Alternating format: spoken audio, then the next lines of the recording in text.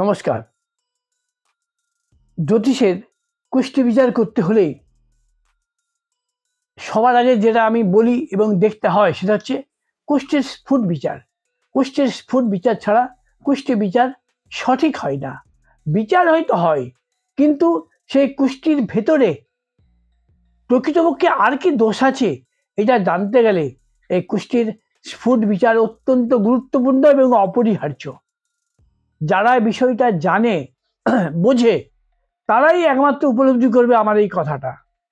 তো আমি আপনাদেরকে একটা কুষ্টি দেখাবো, দেখুন।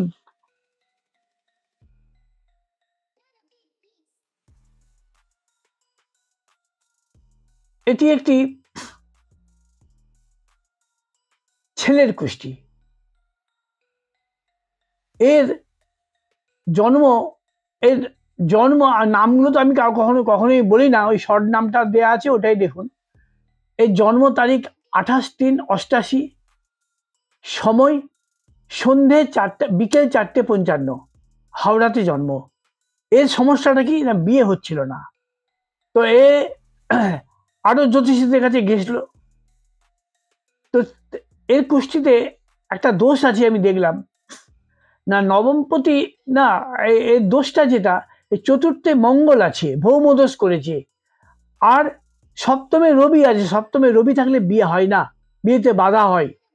তো এ মঙ্গল আর রবি এই দুটো গ্রহের প্রতিকার করেছিল,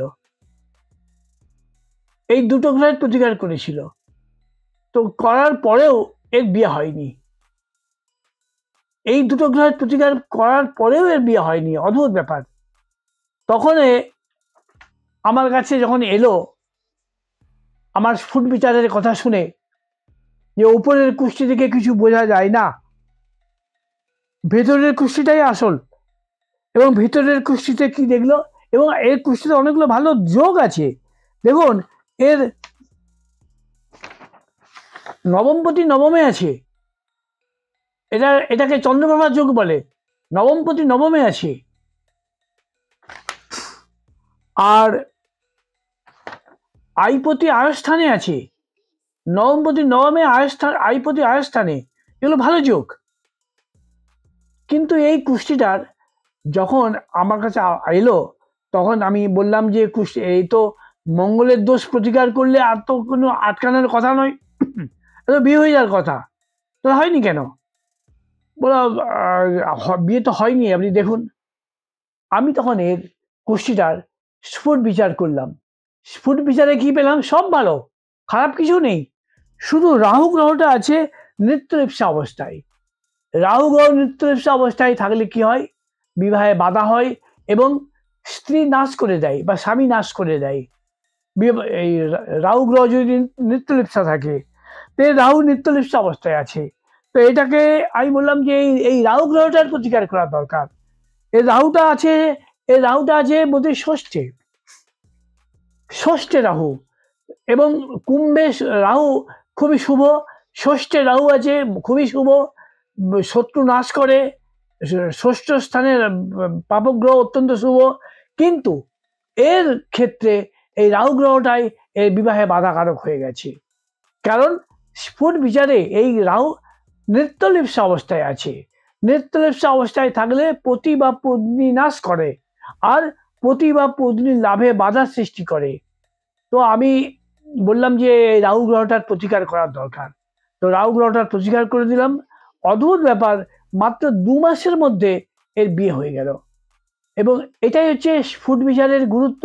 স্ফুট বিচারে সঠিক কোন গ্রহটা, এর মঙ্গল গ্রহ বিয়ের জন্য দায়ী নয়, এর কুষ্টিতে রাহু গ্রহ বিয়ের জন্য দায়ী।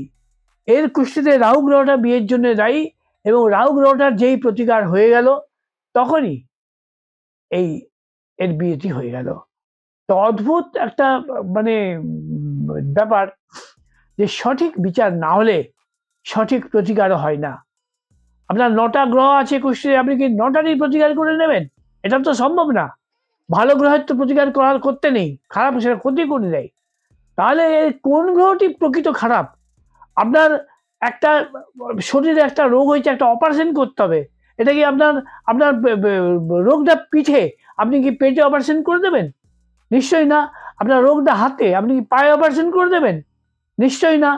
তাহলে সঠিক গ্রহটিকে স্ফুট বিচারে গণনা করে বের করে সেই গ্রহটির প্রতিকার করলে তবেই আপনি আপনার কাঙ্ক্ষিত ফলটি লাভ করবেন। তো এইটা হচ্ছে স্ফুট বিচারের গুরুত্ব। যাই হোক, এই হচ্ছে স্ফুট বিচার।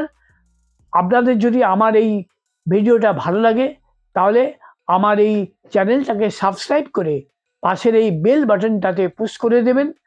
আর আরও লোক যাতে এই ভিডিওটা দেখতে পায় তাই আপনারা এটাকে যথাসম্ভব শেয়ার করে দেবেন। নমস্কার।